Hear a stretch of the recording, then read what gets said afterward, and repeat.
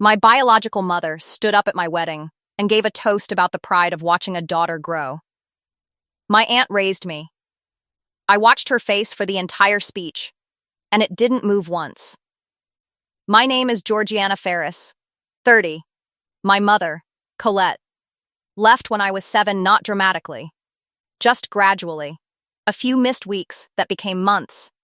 Custody quietly transferring by default, until it was simply understood that I lived with my Aunt Rosalind, my father's sister, and my mother existed somewhere in the periphery, appearing every year or two with gifts slightly wrong for my age, and apologies slightly too smooth.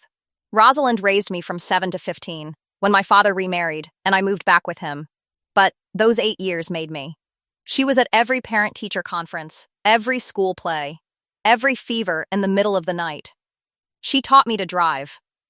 She sat with me through my first heartbreak with ice cream and no advice. Just company. She never once, in 8 years or the 15 since, said a critical word about my mother in front of me, not because there wasn't material, but because she'd decided. Early on, I didn't need to inherit her opinion of a woman I'd eventually form my own opinion of.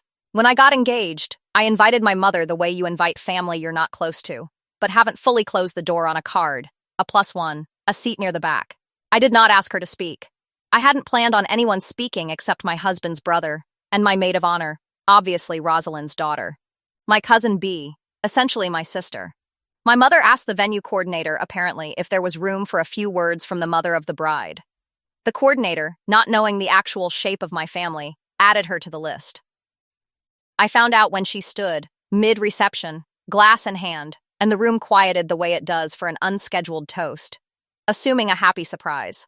I'll be fair, the toast was well-crafted, even moving to anyone who didn't know better. She talked about watching me take my first steps, about the ache of watching your daughter become a woman in front of you, about motherhood as the longest, quietest kind of love there is. Guests near me were tearing up. My husband's family, unaware of the full history, looked genuinely touched. I didn't watch my mother while she spoke. I watched Rosalind. She sat at the center table, exactly where she belonged. Hands folded in her lap. Her face held the same warm, attentive expression she'd give any toast at any wedding polite interest. A small smile in the right places. Nothing that would tell a stranger anything was wrong. She didn't look away. She didn't look at me for reassurance. She didn't tighten her jaw.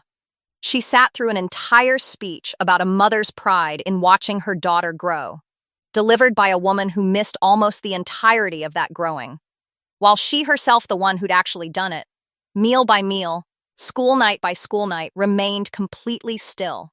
I understood something in that moment I hadn't fully understood in 23 years of loving her. Composure isn't the absence of feeling. It's the deliberate, exhausting decision not to let a room see what it would cost you to feel something in front of them. Rosalind wasn't unmoved. She was protecting my wedding, and maybe me, and maybe some private dignity of her own, by refusing to let her face become a second story in a room already listening to one that wasn't entirely true. My mother finished to applause. I hugged her, because it was my wedding and the moment demanded it, and felt her hold on a second too long, like she needed the room to see the embrace as much as she needed it herself. Later, after most guests had left, I found Rosalind alone near the gift table, folding a stray napkin into smaller squares. I sat beside her without speaking for a while. Then I told her I'd watched her face through the whole toast, and I knew exactly what it cost her to keep it still. She looked at me for a long moment, and something in her finally loosened. Just for me. She said she wasn't going to take anything from me on my wedding day, not even the small, fair thing of correcting the record in front of 150 people. She said the years she'd given me were never about being thanked publicly. She said the truth already lived somewhere permanent in me, in the person I'd become, in the fact that I'd chosen her daughter as my maid of honor without a second thought, and some truths don't need a microphone. They just need to be lived long enough that the people who matter already know them.